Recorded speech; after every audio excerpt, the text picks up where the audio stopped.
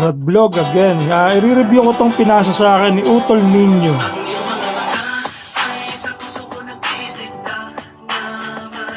Si Utol Ninyo ay galing sa Omega P na nasa Dasmariñas na ngayon. So ito si Utol Ninyo ay matyaga siyang nagpapasa sa akin ng videos, picture. Papasalamat ako dyan kay Brad Ninyo. Napakasipag na Brad, napakabait. Noon ko pa kakilala yan kasi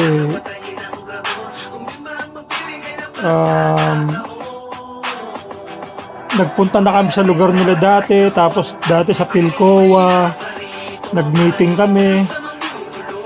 Parang hindi natuloy. Brad Ninyo, ano ba? Bakit nga ba ganun? Yung dalawang meeting natin na dapat magsa-service, di ba yung isa kay Monching Antonio, kung naaalala mo si Monching Antonio?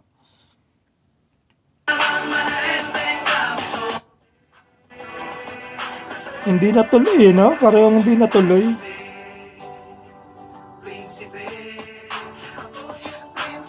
Ang ganda ng kantang to. Kanta ng G-Squad. Kasi ano siya, yung may gitara.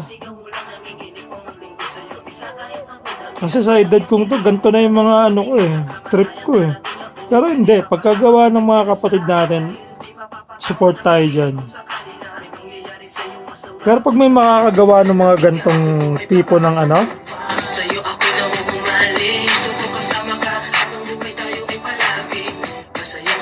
parang magugustuhan ko talaga yung ganito. Kasi ano na ako, gusto ko ng mga kalmado, ayoko na nung magulo. Talagang ganun pag tumatanda na, no, mga kapatid. Pag tumatanda ka na, ayaw mo na ng magulo, ayaw mo na ng maingay, ayaw mo na ng mabilis. Kasi ganun yung energy natin nawawala humihina yung ating energy. So game. Yun nga si Brad Ninyo, no? Ito, ganda nung ano niya, pinasa sa akin ni Brad Ninyo. So ito talaga short video kasi kukunti lang yung pinadala sa akin ni Brad Ninyo. Pinipilit kahit na magkaiba ating mundo ay wala kang pakialam. Di naman sila ang aking pagpapakasaglan. Gagawin prinsesa sa simple kong kaharian. Nabalot ng pag-ibig, walang magarang gamit, di ginto ang paligid. Pero kahit ganon lang, di mararanasan pumatak ang luha. Di mo dadanasin ang pag-ibig.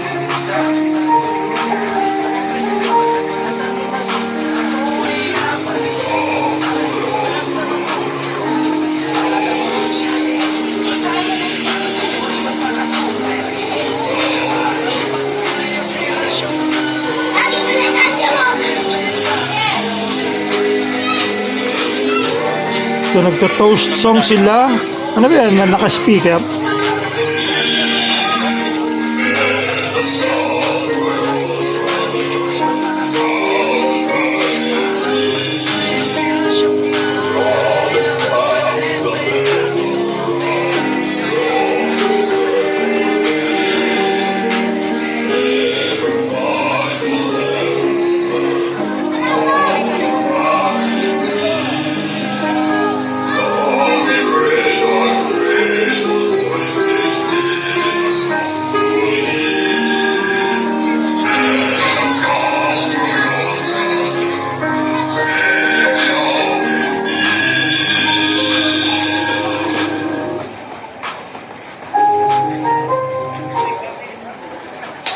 Okay, thank you so much. Ang galing naman ang ginawa niya, mga kapatid. Very nice.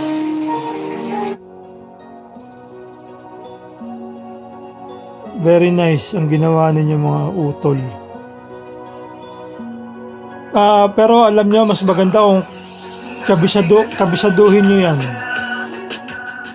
Kabisaduhin niyo yung toast song. Ako kinabisado ko yan. Kasi ano naman yan, gamit ng Apo. So, pwede natin yung kabisaduhin. Hindi naman madamot sa atin ng mga Apo. Lahat talagang naipasa sa atin ng Apo.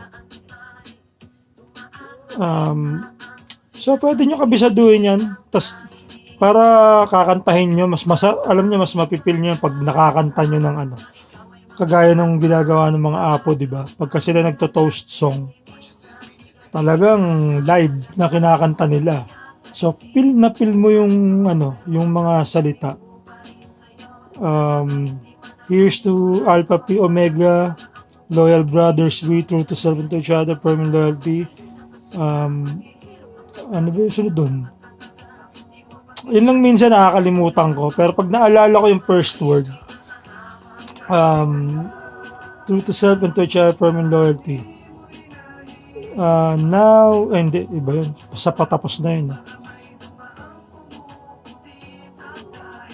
Brothers clasp the hand of brothers, strong the circle. We, yun ata, no? Ever mindful, ever serving all humanity.